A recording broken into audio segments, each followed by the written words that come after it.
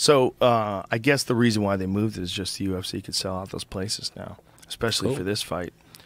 This fight was goddamn banana. That was amazing. You could have stuck a light bulb in your mouth and it would have started glowing, right? There was electricity in the air. It was going through our fingertips. It was crazy, man. It was a good time. That's why I decided to keep working for the UFC. Is moments like that. The Nate Diaz Conor McGregor fight, the first one, was one of the Misha Tate Holly Holm fight. Where Misha choked Holly Holm unconscious in the 5th round. It was just fucking chaos. I remember thinking, how could I stop doing this? How could I can't believe I even got this job in the first place. I get to watch this crazy shit and talk about it from the So you right were next to the cage. when they bought it. I wasn't sure.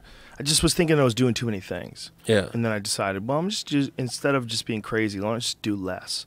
I'm just going to do less. Yeah. And in doing less, it just made a big difference. Vape pen use after you have to. Oh, man. He just got punched in the face a bunch. Let him fucking use a vape. Folks, relax. Let him use a vape. You should let him use it immediately after. Just let's be scientific about this. We all want everybody to be on the same page. We don't want people cheating. You know, if this guy, you watched him fight 5 fucking rounds, there's no more contest coming up.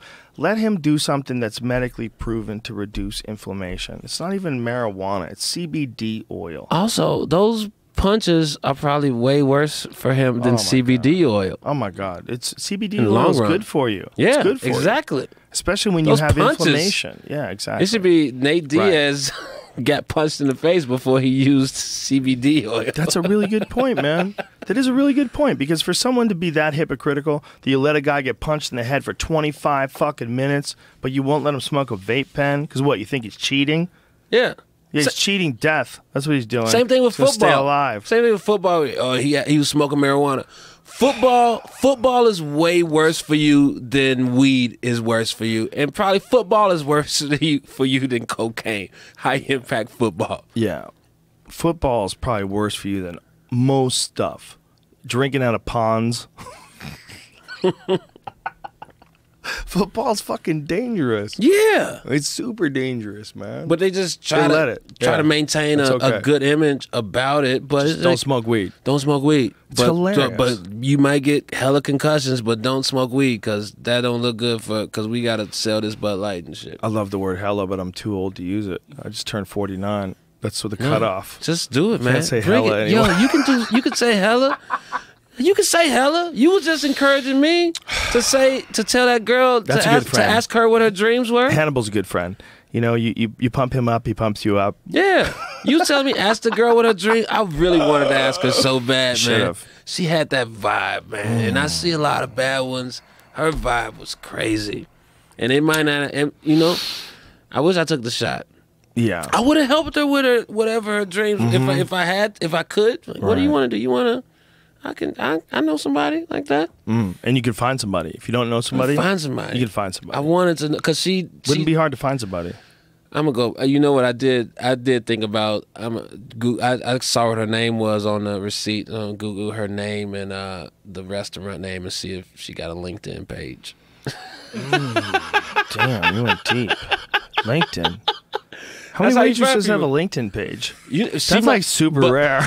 But she seems like a waitress with way bigger ambitions. She seems like she should be in L.A. or New York, actually, more than Vegas. Yeah, it's going to be hard, because you're going to have to take a gamble at whether or not she's still working there, whether or not you know what day her shifts are on. Saturday, Sunday.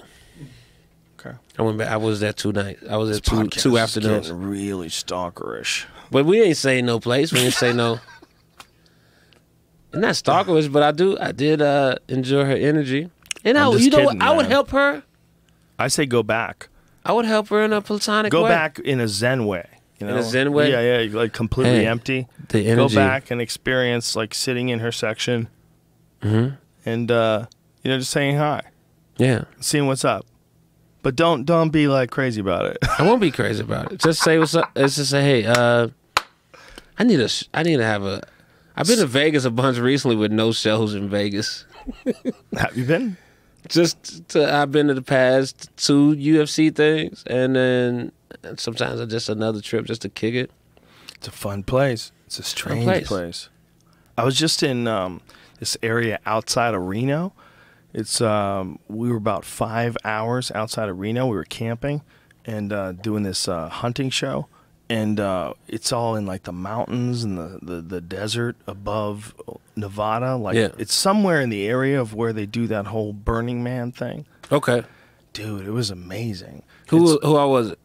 It's me and a bunch of there's camera people and this guy Steve Ranella who hosts a show, The Meat Eater. We struck out, but we were out there in these mountains above Nevada. Dude, there's a whole other world out there. It doesn't even look real. Yeah. Like it's just... it doesn't look real. You go to this place, there's no people. There's just giant fucking mountains. They go up to like we were at 9,000 feet. There's other ones that go up to 11,000 feet. And you're looking at these things like, what the fuck? This is Nevada? This is Nevada? These fucking, that's a picture from my Instagram. That's Nevada, dude. That's the Nevada desert. That's what's called the high desert. Like I said, about 5 hours outside of Reno. It was amazing. Oh, this is where you were, this is the hunting trip? No. Yeah. I was there for a week. That's it looks crazy. I think week of failure. I appreciate how that looks and I appreciate how that feels, but I think I'm such a city dude where I get to that, I'm like, this is beautiful, this is cool. Let's have a couple drinks and check this out. All right, 5 hours, we good. Let's go back to the lights. I understand. I understand your position. I appreciate that beauty and I like the views. However, but I get antsy. But you zen out. It's smooth. I could get antsy too. I think what I'm trying to do, one of the things I'm trying to do by going to these places and disconnecting for a few days is find out what I really think about things. Yeah. Where it's just me and my thoughts and interacting with my friends. Yeah. And this is one of the good things about doing this show. It's called Meat Eater. This guy, Steve Ranella, who's the host of it, is like a really smart, really nice guy, really interesting guy.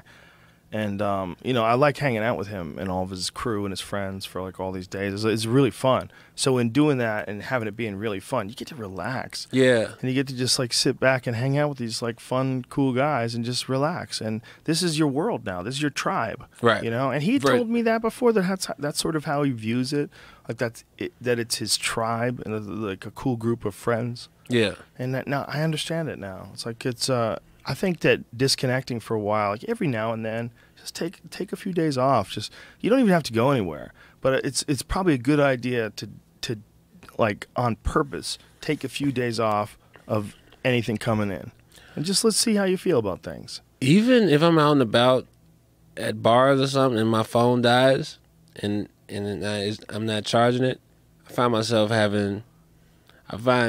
I realize I'm a really strange person when I talk to people. When you have to really talk to people for a while, and it's not, because now pretty much a lot of time if you're talking to somebody is blah blah blah blah. You talk about, and then it's like, let me do this. Yes, exactly. Let me check my phone. And so it's a break. Yes, it's a break from the connection. Where you and everybody. But if you really, sometimes on a date or something, I don't go into my shit.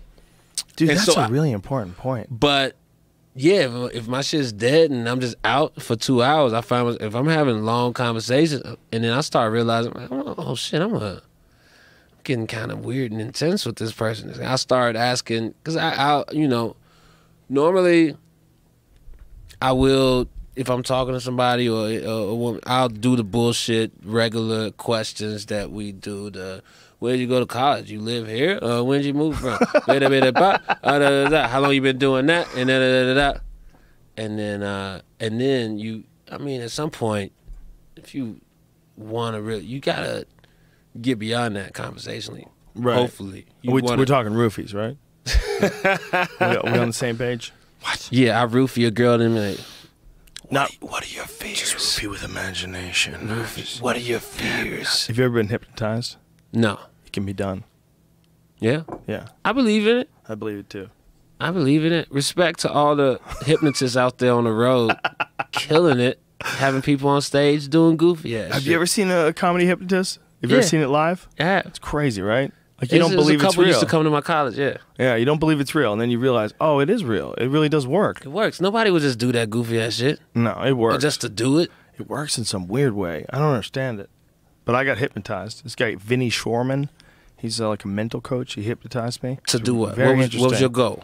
Just wanted to see if there was anything that was holding back the way I was thinking. Like, am I thinking in the most efficient and logical way? Am I doing the most with my time? Am I not, like, do I have any hiccups that I'm not paying attention to in the way I'm approaching life? So I wanted to talk to him about that. So I wanted to see what hypnotism really is, because I've been talking about something that I essentially don't have any really real understanding of. Right. I just say, oh, I saw people get hypnotized at a Frank Santos comedy show, and I saw that. Yeah. How'd you find him? But you know what I mean? I found this dude. He does hypnotism and mental coaching for MMA fighters. Okay. So it was interesting, man. It was weird. It was like when you get hypnotized. How long was this session? Sorry. It's about an hour and a half, I think. About an hour and a half. When you get hypnotized, you are aware that this person is talking to you. It's not like you're in some space world. Right. But the world that you're living in with your eyes closed in this state is a very different world. It's like if this person can command your attention, your focus for a certain amount of time, it lets all this other stuff sort of pass by. And when the person does it with no judgment, just trying to understand the way you're feeling and thinking, you allow yourself to slip in to this strange state of mind. Yeah. And that's what it is. It's really weird. Like, it'll wake up immediately. Like, if you heard like an alarm going off, like, you would jump out of it. Yeah. It's not like you're drugged. But it's, I think there's a bunch of different states of consciousness leading from the dream world, which we all voluntarily go into every night when we go to sleep. We go to sleep, we conk out, and we have dreams. We remember them all the time. You have some wacky fucking idea that came into your head. It didn't make any sense.